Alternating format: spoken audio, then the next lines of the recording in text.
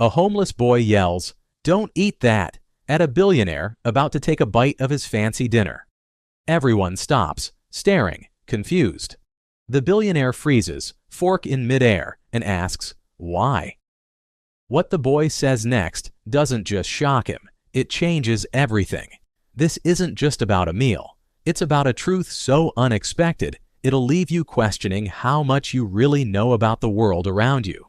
This is the story of a life-changing moment that brought two completely different worlds together in the most unexpected way. It was a sunny afternoon in Manhattan, and William Harper, a billionaire tech mogul, decided to step out of his corporate office for lunch. Known for his busy schedule and no-nonsense attitude, William rarely paid attention to the world outside his empire.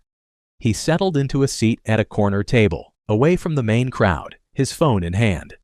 William's fingers moved swiftly, scrolling through emails, scanning reports, and replying to messages, his attention glued to the glowing screen. Around him, whispers rippled through the cafe. Heads turned, eyes widened, and quiet murmurs passed from one table to another. Even in a city full of celebrities and influential figures, William Harper wasn't someone you could easily ignore. He wasn't just rich. He was the kind of wealthy that made headlines, the kind people dreamed of becoming. Across the street, a boy named Tommy sat on the hard pavement, his knees pulled up to his chest, an frayed backpack resting beside him. Tommy was just 12, but life had aged him in ways no child should experience. For over a year, the streets had been his home. He had no parents to look after him, no warm bed to sleep in, no guarantee of where his next meal would come from. But Tommy wasn't helpless. Life on the streets had sharpened his senses and taught him to notice things other people missed. He'd spent countless days observing this cafe, studying the patterns of delivery trucks, watching the busy waiters move in and out, and picking up on the subtle details of how the place operated. It wasn't just for fun, it was survival. Knowing the rhythm of a place like this sometimes meant spotting an opportunity for a leftover meal or avoiding trouble before it started. From his spot on the pavement, Tommy's sharp eyes caught sight of a delivery man stepping into the cafe, balancing a tray with a neatly arranged plate of food. The man didn't seem rushed, but something about him made Tommy uneasy. The way he moved was too deliberate, like he was trying not to draw attention to himself. As the delivery man passed the tray to a waiter, Tommy noticed his hand linger over the plate for just a second too long. Tommy's heart raced. He didn't know what the man had done, but he knew it wasn't right. His instincts screamed at him that something was wrong. He looked across the street at the man sitting in the corner of the cafe, the one the food was heading toward. Even from a distance, Tommy could see the man was someone important. His tailored suit, the way people glanced at him and whispered, the way he carried himself. Without thinking, Tommy jumped to his feet. He didn't stop to consider what might happen, didn't question whether anyone would believe him. He bolted across the street, his bare feet slapping against the hot pavement, weaving through cars and ignoring the blaring horns. His chest heaved as he burst into the cafe, his voice breaking through the hum of conversations. "Don't eat that," he shouted, his voice cutting through the room like a knife. The cafe froze. Forks paused midair, conversations stopped, and every pair of eyes turned to Tommy. He stood there, panting, his small frame trembling as he pointed at the plate now resting in front of William Harper. William was pulled out of his focus by the sudden outburst. His eyes lifted from his phone, irritation flashing across his face. He didn't like interruptions, especially during his rare moments away from work. His voice was sharp, his tone distant. "What's going on?" Tommy stood firm, even though his heart was pounding. The weight of so many eyes on him made him feel small, but he didn't back down. He pointed again at the plate in front of William. "I saw him put something in your food. Don't eat it," he said, his voice clear but shaky. William frowned, his gaze shifting from Tommy to the delivery man, who now stood frozen a few feet away. The man's face quickly turned pale, and he raised his hands in mock disbelief, laughing nervously. "This kid's out of his mind," he said, his words hurried. "He's probably trying to cause trouble to get attention. I don't even know him." Tommy clenched his fists. His voice rose, steadier this time. "I'm not lying. I saw you do it." His words cut through the room, and for a moment there was nothing but silence. William's eyes narrowed as he studied Tommy. The boy looked rough, barefoot, messy hair, his clothes too big for his small frame. But there was something in his expression. It wasn't desperation or a need for attention. It was conviction. Tommy wasn't backing down, no matter how much pressure or doubt surrounded him. Before William could say anything, the cafe manager stepped in. He glanced between the trembling delivery man and Tommy, his own face clouded with worry. "Let's check the cameras," he said quickly, waving over another staff member. Everyone seemed to hold their breath as they watched the manager head toward the security room. The delivery man shifted uncomfortably, his hands fidgeting. "This is ridiculous," he muttered, but his voice lacked the confidence it had earlier. Minutes felt like hours until the manager returned, holding a tablet. His face said it all before he even spoke. "He's telling the truth," the manager said, his voice low but firm. He turned the screen toward William. On the footage, clear as day, the delivery man could be seen slipping something into the food while pretending to adjust the plate. Gasps rippled through the cafe. William's face hardened as he stared at the video.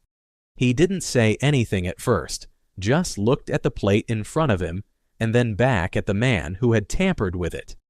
Within moments, the police arrived, and the cafe buzzed with activity again. The delivery man's excuses crumbled under questioning. The officers led him out in handcuffs, and as he passed, he threw a glare at Tommy. "Why would you do this?" one officer asked as they escorted him out. The man's voice was bitter. "You think billionaires like him care about people like us? He ruined my life, and I just wanted him to feel a fraction of that." The officer shook his head but didn't reply. The door closed behind them, and the cafe began to calm down. For the first time, William truly looked at Tommy. The boy's chest was still rising and falling quickly, his arms hanging limp at his sides. His eyes, though tired, held a spark of determination that William couldn't ignore. "You risked a lot back there," William said, his voice softer now. "You didn't have to do that." Tommy shrugged, his voice quiet but steady. "It was the right thing to do." William stared at the boy for a moment longer, then gestured to the seat across from him. "Sit down," he said. "Let's talk." Tommy hesitated. His feet shifted nervously on the floor, and he clutched his worn backpack a little tighter. The cafe was still buzzing with whispers, and he could feel the stares of the other patrons. But something about William's expression, serious but not unkind, made him move. He slid into the chair, unsure of what to expect. "Are you hungry?" William asked, motioning toward the untouched plate that had almost been his last meal. Tommy nodded slightly, though his pride made him hesitate again. William didn't wait for an answer. He waved over the waiter and ordered something fresh for the boy. "And some water," he added. As the food arrived, Tommy's defenses began to drop. The smell was overwhelming, and he couldn't remember the last time he'd had a proper meal. He mumbled a quick "thank you" before digging in, trying not to eat too quickly. William watched him for a moment before speaking. "So," he said, leaning forward slightly, "what's your story? How'd you end up outside that cafe today?" Tommy paused mid-bite, his fork hovering in the air. For a second, he considered shrugging it off or making up something simple, but there was something in William's voice, genuine curiosity, not judgment, that made him want to be honest. "It's a long story," Tommy said, setting his fork down. "I've got time," William replied, leaning back in his chair.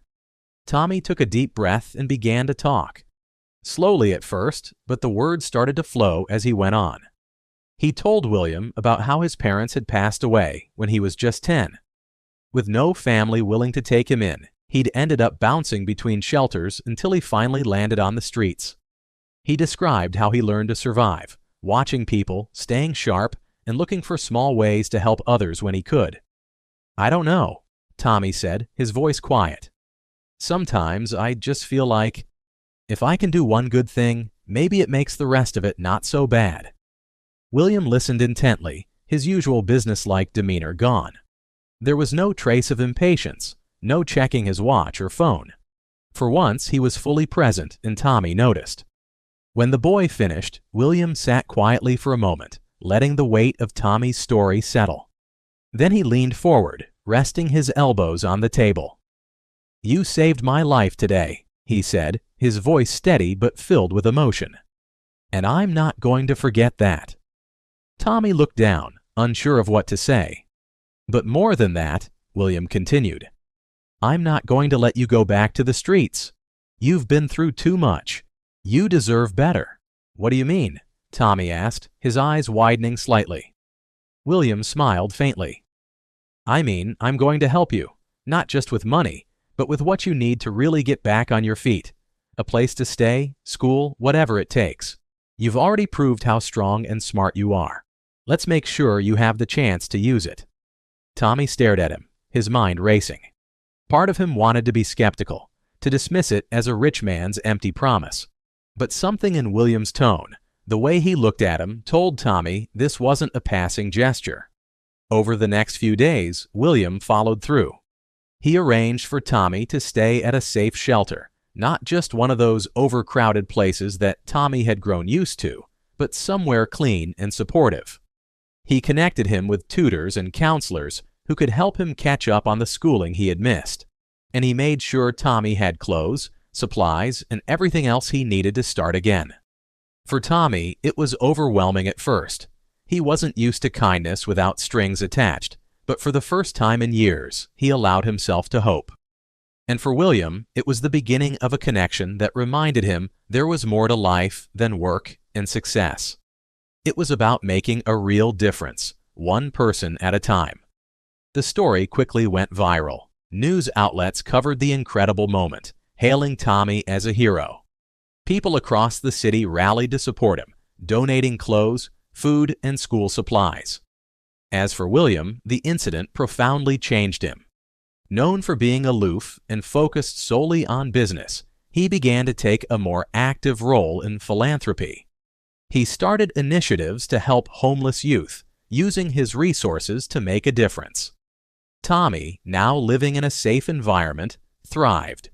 He excelled in school and dreamed of one day helping others the way William had helped him. The incident didn't just change William and Tommy's lives. It sparked a conversation about the homeless crisis and how small acts of kindness can create a ripple effect. People began to notice the homeless in their own communities, inspired by Tommy's bravery. Donations to shelters increased, and several businesses in the city pledged to do more to support those in need. William's company also launched a program to provide internships and training for underprivileged youth, giving them a chance to build a better future. This story reminds us that heroism doesn't require wealth or status, just a willingness to do the right thing.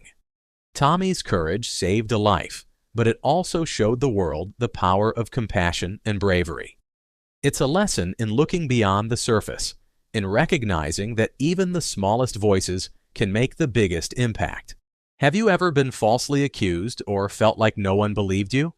Share your story in the comments below. We'd love to hear how you overcame it. And don't forget to subscribe for more stories that inspire and challenge the way we see the world. Subscribe for more powerful stories of resilience and unity.